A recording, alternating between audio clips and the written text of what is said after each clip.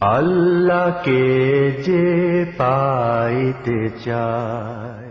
রহমত, বরকত ও নাজাতের মাস পবিত্র মাহে রমজান।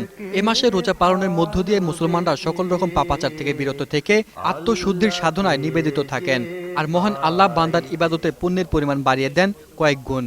যে রমজানের মোবারকে কেউ যদি নফল একটা ইবাদত করে, নফল একটা আমল করে, আল্লাহ রব্বুল আলামিন তার আমল নামায় একটা ফরজ সমতুল্য সওয়াব দান করবেন। এবং এমনিভাবে কেউ যদি একটা ফরজ আদায় করে, আল্লাহ সুবহানাহু ওয়া তাআলা তাকে ৭০টা ফরজ আদায় করার সওয়াব দান করবেন। তাই পবিত্র এই মাসে সার্বক্ষণিক আল্লাহর ইবাদতে মশগুল থাকার পরামর্শ আলেমদের। আমার কোনো একটা সময় যাতে অযথা না কাটাই, আমি যেন প্রত্যেকটা মুহূর্তকে কাজে লাগাই। যেমন আমি অবসর আছি, এখন আল্লাহ রব্বুল আলামিনের জিকির করি, লা ইলাহা ইল্লাল্লাহর জিকির করি। আমি অবসর আছি, কোরআন তেলাওয়াত করি। তবে রমজান আত্মশুদ্ধির মাস হলেও একদিন বাকি থাকতে বাজারে নিত্য প্রয়োজনীয় প্রায় সকল পণ্যের দাম বেড়েছে দ্বিগুণেরও বেশি। তাই বাজারে এসে অনেকটাই বেকায়দায় ক্রেতারা।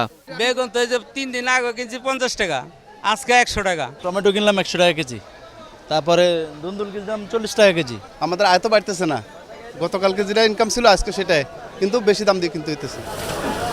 40 টাকার বেগুন 100 টাকা, 80 টাকার ধনেপাতা 250 টাকায় বিক্রি হচ্ছে।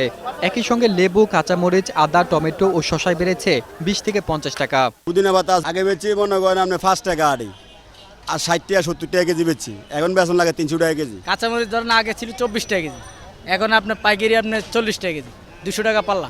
আদা আগে ছিল 80-90 টাকা, এখন তো মানে দাম বাড়িয়ে যায়, কারণ হলো আপনার 160-70-80। বেড়েছে ছোলাসহ খেজুরের দামও। আপনার আমরা ভালো এক নম্বর যেটা 800 টাকা বেচতাম, এখন সেটা 1000 টাকা। ফরিদে আগে 200 টাকা ছিল, এখন 20 টাকা বাড়ছে কেজিতে। ছোলা 48 থেকে 50 ছিল, এখন 60 থেকে 62 টাকা।